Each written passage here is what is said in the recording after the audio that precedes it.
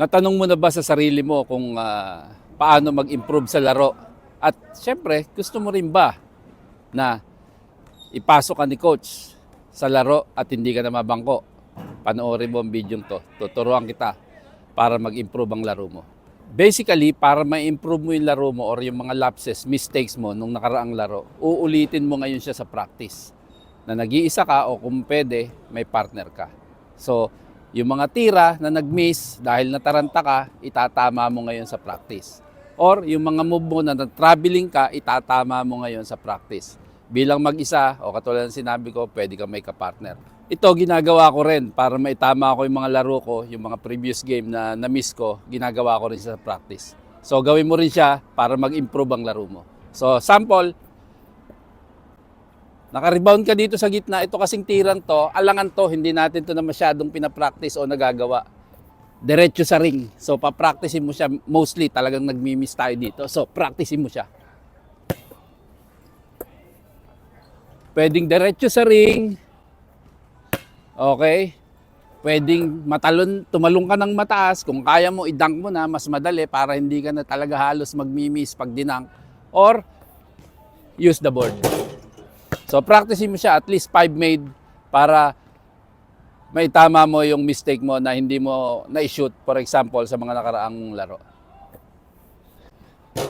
So habang ginagawa mo siya, iniisip mo yung nakaraang mong laro na for example nga, nag-miss ka dito.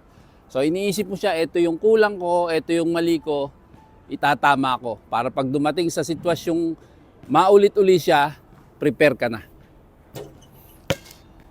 So isa yan. O kaya yung dito, parang alangan. Hindi ka makagamit ng board. Okay, diretso sa ring. Yun, to minsan talagang nagmi-miss dito yung mga tira. Yung dito, hindi ka makalapit. For example, natigil ka na, ito, titira. So madaling tira sa kanya is floater or short jump shot. So practicein mo na siya. At least 5 made or 10 kung mahaba yung oras mo. Usually ang pinakikita ko yung mga malalapit sa ring kasi dapat talaga shoot na kasi ito eh.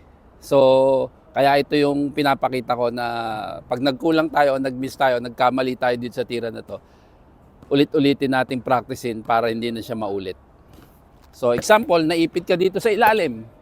Okay, anong tira ba ginawa mo? Tumira ka dito sa ilalim, which is wrong. Okay, mahirap na tira to eh. Di ba? So ano dapat mong gawin? Ito nangyari sa'yo, tinira mo sa ilalim, hindi dapat to. Tama mo, ilapit mo. Kumuha ka ng space para magkaroon ka ng madaling tira. So gawin mo siya at least 5 times, naipit ka dito. Okay? Dribble, create ng space.